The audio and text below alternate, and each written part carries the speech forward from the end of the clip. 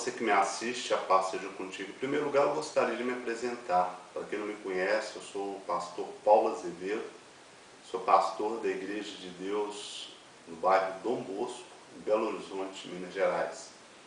Eu gostaria de convidar você que está me assistindo a fazer comigo uma reflexão dentro da Palavra de Deus a respeito da própria igreja, ok? Para isso, eu gostaria de pedir você, se você tiver uma Bíblia, pega a sua Bíblia e abra com ela comigo no livro de João, capítulo 7, versículo 17. O Senhor Jesus ele nos diz uma coisa muito importante aqui neste versículo. Ele nos diz assim: se alguém quiser fazer a vontade dele, pela mesma doutrina conhecerá se ela é de Deus ou se eu falo de mim mesmo. Aí, em outras traduções também está escrito assim, porém com o mesmo sentido: se alguém quiser fazer a vontade dele, examinará a doutrina, se ela é de Deus ou se eu falo por mim mesmo. Se alguém quiser fazer a vontade dele, dele quem? Do Pai. Esta pessoa, ela deverá, pela mesma doutrina, conhecer se ela é de Deus, se essa doutrina ela é de Deus, ou se eu falo de mim mesmo, ou se ela é apenas um ensinamento daquela pessoa que está lhe trazendo, se é um ensinamento do homem. O próprio Senhor Jesus desafiou os seus discípulos a fazer isso, a provar, a examinar as suas palavras, se as palavras que ele estava lhe trazendo era do Pai ou não, era de Deus ou não. A palavra doutrina, ela significa ensinamento, se os ensinamentos que ele estava trazendo eram do Pai ou não. Então, o verdadeiro pregador da palavra de Deus, todos nós não devemos temer a isso. Se o que nós cremos, o que nós trazemos está de acordo com a verdade, nós não precisamos temer a isso. Pelo contrário, até devemos pedir que isso seja feito. Mas eu gostaria de falar com você a respeito da igreja. Lá no livro de Mateus, capítulo 16, versículo 18, nós vamos ver aqui um momento muito importante da igreja. Quando o Senhor Jesus está reunido com os seus discípulos, ele chega diante de Pedro, então diz para Pedro assim, Mateus 16, 18, pois também eu te digo que tu és Pedro, e sobre esta pedra edificarei a minha igreja, e as portas do inferno não prevalecerão contra ela. O versículo 19, te darei a chave do reino dos céus, tudo que ligares na terra será ligado no céu, e tudo que desligares na terra será desligado no céu. Nós vemos aqui nesse momento, quando Jesus fala essas palavras a Pedro, ele está aqui fundando a sua igreja e colocando Pedro como líder da sua igreja. Entretanto, para que essa igreja pudesse cumprir o seu papel na terra, era necessário que Jesus ainda morresse na cruz e ressuscitasse. Seria necessário que chegasse também depois dessa data o dia de Pentecostes. Porque durante todo esse período, o Evangelho ainda estava sendo levado aos judeus para se formar a classe dos 144 mil, 12 mil de cada tribo de Israel. Abra comigo aí sua Bíblia agora no livro de Apocalipse, capítulo 7, versículo... Apocalipse, capítulo 7, o versículo 4, diz assim: e ouvi o número dos assinalados, e eram 144 mil assinalados, de todas as tribos dos filhos de Israel. Os testemunhos de Jeová afirmam que eles fazem parte dos 144 mil. Isso é impossível. Todos eles são gentios. Nenhum deles fazem parte dos 144 mil. Nós temos que nos atentar apenas à Sagrada Escritura, apenas o que está escrito. E aqui está dizendo que é 12 mil de cada tribo de Israel. Quando se formou o número de 144 mil, o que aconteceu? Então a porta da graça ela se abriu para os gentios. E Cornélio, como está escrito lá no livro de Atos, capítulo 10, foi o primeiro gentio a se ingressar na igreja de Deus. E daí em diante, o Senhor ia acrescentando à igreja aqueles que haviam de se salvar, como está no livro de Atos, capítulo 2. E nós podemos ver daí que veio então o apóstolo Paulo. O apóstolo Paulo foi o maior pregador do Evangelho depois do Senhor Jesus. E quando Paulo estava no final da sua vida, ele disse: já é chegada a hora da minha partida. E entre vós entrarão lobos vorazes, que não pouparão o rebanho. Morreu Paulo, morreu todos os apóstolos, morreu toda aquela geração que havia visto Jesus, visto a sua crucificação, a sua ressurreição, todos aqueles que viram os apóstolos, que conheceram a eles, e veio uma nova geração da igreja. Mas, entretanto, durante todo esse tempo, o Império Romano perseguia a igreja de Deus com toda a sua fúria, com toda a sua força. Mas as portas do inferno não prevaleceriam contra ela. Mesmo diante da mais ferrenha perseguição, a igreja crescia. Por quê? Porque ali, aqueles irmãos daquele tempo, eles traziam consigo uma coisa muito importante que está descrita no livro de Apocalipse, capítulo 14, versículo 12. Aqui está a paciência dos santos. Aqui estão os que guardam os mandamentos de Deus e a fé em Jesus. O testemunho deles, que mostrava eles fiéis aos mandamentos de Deus, e a fé em Jesus, é que faziam com que todas aquelas pessoas, mesmo sabendo que se elas fossem pegas seriam mortas, a se converterem à verdade, a se converterem ao verdadeiro Evangelho. Passaram-se os anos, e surgiu então um determinado tempo da história um imperador chamado Constantino Magno. Esse imperador, ele então propôs que parasse a perseguição à igreja e que se fizesse a união entre a igreja e o Estado. A maior parte da igreja de Deus aceitou essa união. Uma pequena parte da igreja ela não aceitou e fugiu para o deserto, levando consigo a doutrina verdadeira ensinada pelo Senhor Jesus e os apóstolos, para se cumprir o que está escrito no livro de Apocalipse, capítulo 12, versículo 6. E a mulher fugiu para o deserto, onde já tinha lugar preparado por Deus, para que ali fosse alimentada durante 1270 dias.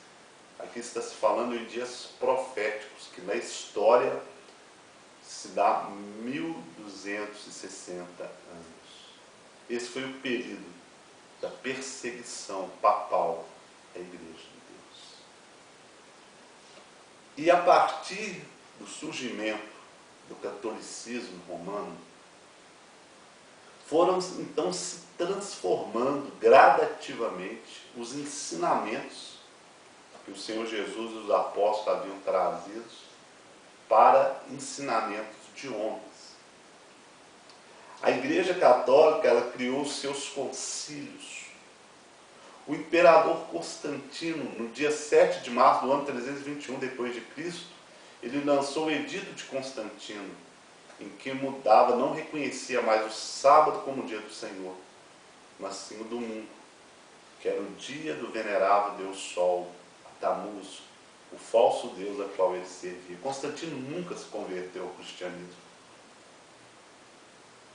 No concílio de Nicéia, no ano 325 depois de Cristo, a Igreja Católica então acatou esse decreto e passou a fazê-lo valer em todas as províncias católicas pelo mundo inteiro.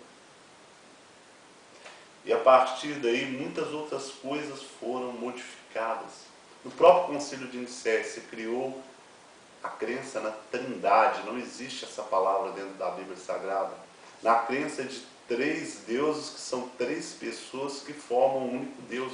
Onde está escrito isso dentro da palavra de Deus? E a partir daí muitas outras heresias foram criadas. Se introduziu também a adoração ao Natal, a prática do Natal, dizendo que é o nascimento de Jesus, sendo que todos sabem que Jesus não nasceu no dia 25 de dezembro. Mas o Natal é o dia da adoração do Deus Sol, o dia anual de adoração do Deus Sol, que foi, então, assim, camuflado, invernizado com o falso ensinamento de que seria o nascimento do Senhor Jesus. E passaram-se os anos.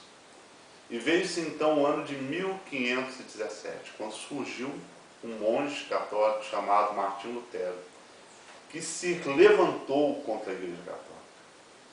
Lutero ele se levantou contra a venda de indulgências, que era uma prática errada, sim, da Igreja Católica. O que era isso? Era exatamente o que as igrejas evangélicas fazem hoje e que a Igreja Católica continua fazendo, sendo que numa proporção menor. É a venda de coisas prometendo a salvação. Como se tem nos dias de hoje, vende-se água benta, vende-se sacrifícios financeiros, essa teologia da prosperidade. A Igreja Católica cobra para casamento, cobra batismo, cobra tudo. Então, tudo virou um comércio, né? Eles profanaram tudo aquilo que se dizia a respeito a Deus. E Martinho Lutero se levantou contra isso. Mas, entretanto, em momento algum, Lutero ele se levantou contra as falsas doutrinas que a igreja havia modificado ao longo dos séculos. E assim ele criou a Reforma Protestante. Conta a história que Lutero se arrependeu de ter criado a Reforma Protestante. E realmente foi a pior coisa que ele poderia ter feito. E essa reforma, a partir daí é que surgiu esse grande número de denominações religiosas chamadas igreja, mas que não são, todas trazendo a falsa doutrina. Aí nós temos que voltar aqui em João 7,17. Aquele que quiser fazer a vontade dele, pela mesma doutrina, conhecerá se ela é de Deus ou se eu falo por mim mesmo. Se você pegar os ensinamentos que todas essas religiões que vieram da Reforma Protestante, que vieram do catolicismo, e compará-la com a Bíblia Sagrada, você vai ver que essa doutrina não é de Deus. Mas é o homem falando por si mesmo. É o homem falando pelos seus próprios interesses. A igreja é o corpo de Cristo. Cristo é o cabeça da igreja. E quantos corpos existem aí? Milhares e milhares para uma cabeça. Eles dizem serem de Deus, mas não se entendem entre si porque a sua ganância não se permite ser uma coisa só. O que eles chamam de ministério, na verdade, são empresas religiosas que têm o objetivo de ganhar o dinheiro com a fé das pessoas. Mas aquela igreja que fugiu lá para o deserto, ficou ali durante 1260 anos, as portas do inferno não prevaleceram contra ela. A igreja que o Senhor Jesus fundou, ela não tem nome, ela tem uma designação a que ela pertence, Igreja de Deus. E ela está viva até os dias de hoje. Ela não está na grande mídia, porque é uma igreja pobre. Não é uma igreja que comercializa o evangelho, não é uma igreja que está metida com política, com coisas do mundo. Mas é uma igreja que prevalece seguindo de acordo com os ensinamentos da palavra de Deus, com a sã doutrina. E eu venho aqui hoje convidar você a examinar conosco as Sagradas Escrituras, para que você possa conhecer a verdadeira doutrina, para que você possa ver o que foi modificado pelo catolicismo e qual é a verdade contida dentro da palavra de Deus. A Igreja de Deus ela está em vários estados do país, em vários países do mundo. As portas do inferno não prevaleceram contra ela. Ela prevalece. Nós temos o contato no país inteiro. Podemos dar assessoria às pessoas. E o nosso objetivo é proclamar o verdadeiro Evangelho do Senhor Jesus até que Ele venha. E por isso eu quero convidar você a estudar a Palavra de Deus conosco ou nos fazer uma visita. Nós estamos localizados ali no bairro Dom Bosco, na rua Itaim, número 5, Belo Horizonte, Minas Gerais. Eu deixo para você aqui este convite. E se você é de outro estado, entre em contato conosco. Nós poderemos lhe dizer o endereço da Igreja de Deus na localidade em que você mora. Porque o nosso lema é proclamar a volta do Senhor Jesus e preparar para a sua volta. Jesus vem, prepare a sua vida. Eu gostaria de deixar para você essa reflexão. Não aceite qualquer doutrina, não aceite qualquer ensinamento. A sua salvação vale mais do que tudo isso que eles têm a te oferecer. Que Deus te abençoe grande e poderosamente. Em nome do Senhor Jesus.